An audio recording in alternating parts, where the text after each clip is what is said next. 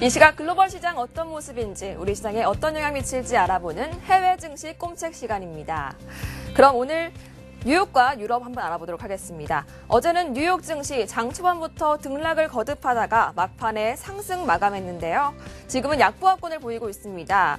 미국의 10월 소매 판매 전달치와 예상치보다 웃도는 0.3%로 발표됐는데요. G20 정상회담을 앞두고 약간의 약보합이 이어지는 것 같습니다. 먼저 다우지수부터 살펴보겠습니다.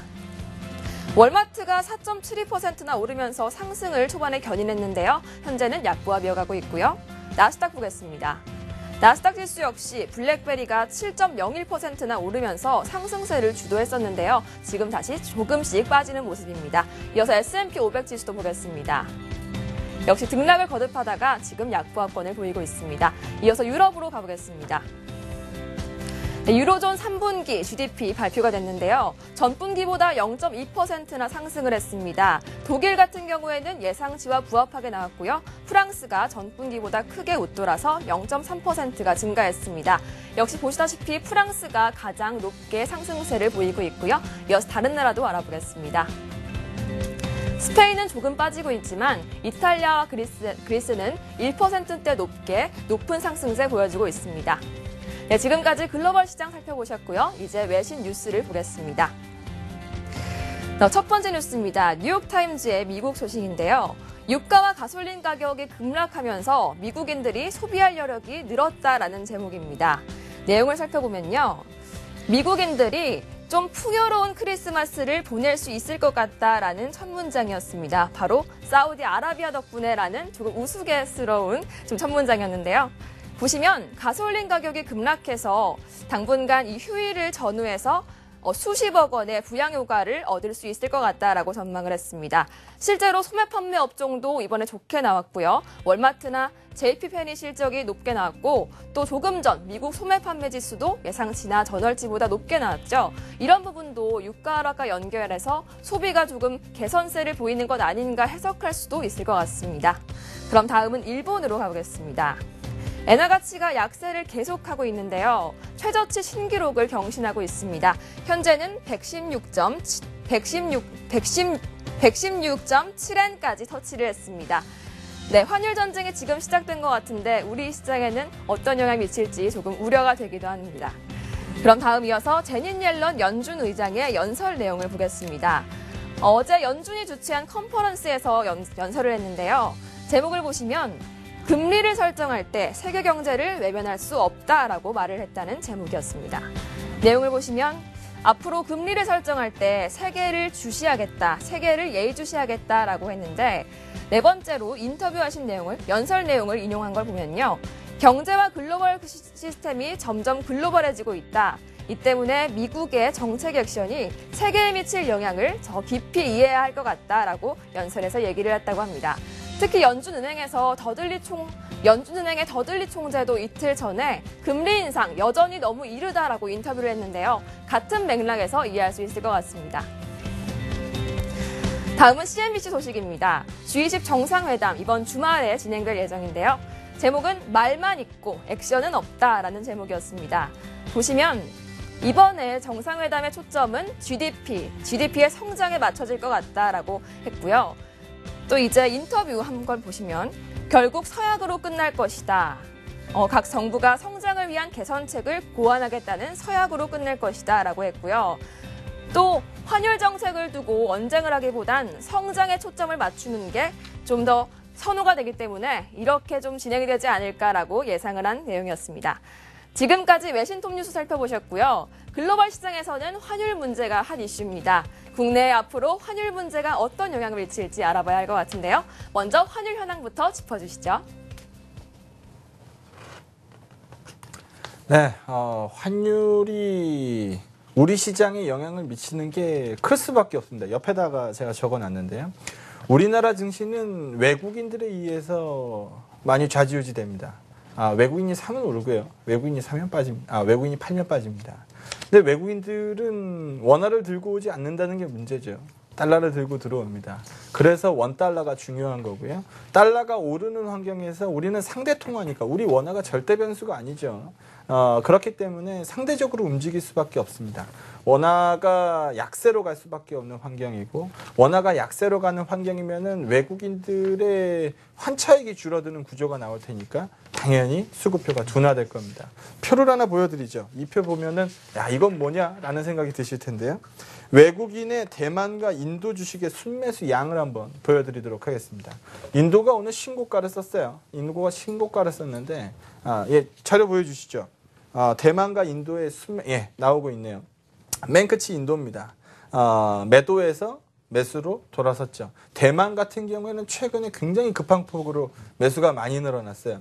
반면에 우리 대한민국은 많이 팔다가 뜨뜻미지근합니다. 이유가 뭘까요? 다음 페이지 보시게 되면 이유가 바로 나옵니다. 우리 원달러는요. 좀 모양은 똑같죠. 신흥국 통화니까 달러가 강세로 갈 때 본국의 통화들이 약세로 가는 거는 동일한 현상입니다. 근데 문제는 그 폭을 봐야 돼요. 우리 원화는 1,000원에서 1,100원까지 단기적으로 10%가 부러졌습니다. 옆에 대만 달러 같은 경우에는 한 29.8달러에서 30.65달러까지 갔으니까 뭐 한 2% 3% 정도 될 것 같네요. 옆에 인디아, 그러니까 인도 루피화 같은 경우에 보게 되면 59루피에서 61.6루피 갔으니까 뭐 한 2%, 2.5% 정도 약세로 간 것 같습니다. 유난히 우리 대한민국의 약세가 강했죠. 외국인들이 들고 있는 주식에서 환차익이 빠져나가는 속도가 유난히 빨랐다는 겁니다. 그러면은 여기서 전제 조건 하나를 깔아야죠. 여기에서 다시 원달러가 빠진다. 원화가 강세로 갈 수 있다라는 확신을 심기 전까지는 외국인들의 수급표가 조금 둔화될 수 있다는 겁니다.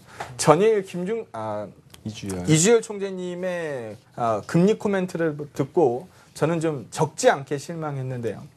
제가 예상한 건 그랬습니다. 앞으로 금리 인하가 어려울 것 같다라는 선을 확실히 그어주시기 바랬는데요. 그 부분이 전혀 없었어요. 해당 국가의 금리 인하는요, 통화 약세 요인입니다. 우리가 추가적으로 환율이 더 오를 수 있다라는 불안감을 안고 있는 이상 외국인들은 급하게 매수 반전되지 않을 겁니다. 시장의 안전보다 환율의 안정이 먼저 최우선시 나와야 되는 시점이다라고 말씀드리겠습니다. 원화의 아까 차트 보여주셨지만 그렇게 급하게 주변 이머징 마켓들보다 급하게 올라간 데는 이유가 있죠. 엔화의 그 절하 속도가 가파르기 때문입니다. 우리나라 같은 경우는 잘 아시다시피 일본과 그 수출 경쟁 관계가 굉장히 첨예화되어 있기 때문에 이런 부분들이 엔화의 절하 속도에 못 따라가게 됐을 때 발생하는 수출 경쟁력 악화 부분이 바로 증시의 직격탄으로 또 나올 수 있는, 그러니까 어떻게 보면 수급표라는 측면하고 그 실적이라는 측면하고 계속해서 괴리가 생길 수밖에 없는 상황인데, 요새 계속 환율 전쟁이라는 얘기를 계속 쓰잖아요, 저희는. 그래서 그 본질을 좀 생각을 해보면 환율 전쟁이라는 부분, 그 환율 정책은 그 근린 궁핍화 정책이라는 표현을 사실 많이 쓰거든요. 주변국들한테 그 본국의 위험을, 특히 이제 수출 경쟁 관계에 있는 나라한테 전이시키는 거죠. 그러니까 너 죽고 나 살자, 뭐 이런 정책으로 지금 가기가 십상이기 때문에 결과적으로는 지금 일본하고 또 유럽까지 팔 걷어붙이고 싸우고 있는 상황이고, 결국에 이제 나왔습니다. 대한민국 2015년 양적 완화설까지 사실 뭐 시장에서 계속 나왔어요. 그래서 이 상황에서 뭐 이주열 총재님 아까 뭐 뜨뜻미지근한 발언이라고 해주셨는데, 실질적으로 그런 코멘트도 또 있었습니다. 일본 뭐 엔화 같이 이제 그 의도적인 이런 부분들에 더 이상 손 놓고 방관하지 않겠다. 그러니까 뭐 이게 어디까지 치닫을지 모르겠는데, 사실 계속해서 이제 국내 증시에 진입하려고 하는 외국인들한테는 굉장한 딜레마로 작용할 가능성이 높다라는 점. 마지막으로 우리는 일본처럼 무작정 속도를 낼 수가 없습니다. 아직까지 대한민국은 800억 달러의 흑자 기조를 내고 있는 그 무역 흑자 국가거든요. 그러면 그 조절할 수 있는 환율의 영향, 그 환율의 제한폭이 있는 거고요. 지금 일본 수준으로 맞추려고 했으면은 1,150원 수준까지는 사실 따라갔어야 됩니다. 그래서 이런 부분들 어느 정도 또 제동이 걸릴 부분이 있기 때문에 긍정적으로만 좀 보일 수는 없는 것 같아요. 제가 보는 느낌은 정부 정책에 대한 변화가 좀 감지가 되는 것이 아닌가라는 생각이 듭니다. 주영한 기획재정부 차관께서 이런 말씀하셨죠. 엔과 원 동조하겠다. 그런 말씀을 하시면서 원화의 환율 상승, 원화의 약세가 가파르게 좀 진행이 되고 있는 어떤 흐름이라고 봐야 될 것 같은데요. 1,100원도 이제 돌파가 되고. 그러니까 이런 흐름 속에서 과연 왜 이런 어떤 배경들이 좀 깔려 있는가? 그거 가만히 있을 수만은 없다. 근데 현 정부에서 한 5개월 전인가요? 최경환 노믹스, 이른바 최경환 노믹스라 해서 내수를 살려서 경기를 부양하겠다. 그러니까 배당도 늘리고 여러 가지 공격부터 일단 나서자. 그런 어떤 그 불살리기를 굉장히 수도 없이 많이 했었습니다. 근데 사실은 우리가 피부로 느끼는 거, 그리고 우리 그 증권회사에 있는 직원들조차도 피부에 와닿는 게 별로 없었거든요. 근데 내수 부양, 내수 진작의 어떤 이런 경제 이 정책의 드라이브가 그다지 효과가 없는 것 같다라는 어떤 내용들로 인해서 이제는 내수 부양에서 수출 부양으로 다시 우회를 해야 되는 거 아니냐, 선회를 해야 되는 거 아니냐라는 정부 정책의 어떤 그런 내용들이 깔려 있는 것이 아닌가라는 생각이 듭니다.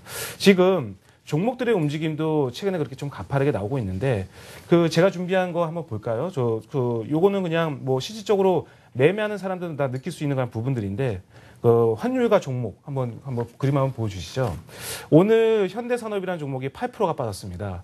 그런데 현대산업이라는 종목은 우리 그 내수 쪽에 어떤 부동산 경기를 대표하는 종목이라고 봐야 되겠죠. 해외 쪽이 별로 없으니까 다른 뭐 현대건설, GS건설은 틀립니다. CJ 제일제당도 오늘 좀 많이 빠졌고요. CJ 제일제당은 어떤 그 내수 쪽에 드라이브를 걸 때 가장 수혜를 입을 수 있다라는 내용을 가졌던 종목이었는데 언제부터인가 원달러 환율의 상승과 함께 현대차가 가파르게 또 올라가고 있고 외국인도 입성이 되고 있고 그런 어떤 내용들이 이런 어떤 환율에서의 어떤 이러한 글로벌에서의 변화가 우리나라도 어느 정도의 어떤 정책의 변화가 좀 느껴지는 그런 흐름이 저는 좀 느껴지는 것 같다는 생각이 들고요. 이제는 어떤 내수 진작의 어떤 그런 내용들 쪽에서 수출 부양의 어떤 흐름으로 갈 수 턴하는 그런 어떤 정부 정책의 변화가 좀 감지되는 현재 흐름이다라고 생각을 좀 말씀드리도록 하겠습니다. 근데 큰 그림에서 한번 보면은 그렇게 어렵지 않을 수 있어요. 일단 미국은 더들리 뉴욕 연은 총재 같은 경우에는 다른 연은 총재들이랑 틀려요. 그러니까 매년 투표권을 갖습니다. 다른 연은 총재들은 1년에 한 번씩 이제 돌아가면서 투표권이 돌아오는데 뉴욕 연은 총재는 매년 투표권이 있어요. 윌리엄 더들리입니다. 근데 더들리가 얘기하기를 내년 중반이면 금리를 올려야 될 것 같다라고 얘기하고 나서 바로 이틀 뒤에 지금 너무 성급한 금리 인상이다. 뭐 오락가락합니다. 누구도 부인할 수 없는 사실은요. 미국 경제는 괜찮다는 겁니다.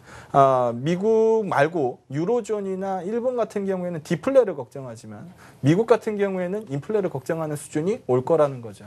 금리가 올라갈 겁니다. 그럼 달러 인덱스는 어떻게 될까요? 달러 인덱스는 강세로 갈 겁니다. 지금 다들 아시겠습니다만 연준의 대차 대조표는 4조 8천억 달러입니다. 빚이 많죠. 이 부분이 시장에다 풀어낼 수 있는 리스크가 올 수 있는 시점입니다. 반대로 엔화 같은 경우에는 본원 투모화 확대 규모를 80조 엔으로 확대시켰습니다. 돈을 더 풀어내겠다라는 거죠. 엔화의 약세 유발 요인입니다. 달러를 좀 더 강하게 만들 수 있는 부분이고요. 마리오 드라기도 한 말 하고 있죠. 대차 대조표 지금 현재 2조 유로인데요. 3조 유로까지 확대시키겠다라고 얘기합니다. 유로화 약세를 더 끌고 가겠다라는 얘기입니다. 그럼 달러는 더 강세로 갈 겁니다. 달러 인덱스가 강세로 가는 그림에서 우리 대한민국 원달러는 같이 강세로 가기에는 좀 어렵습니다.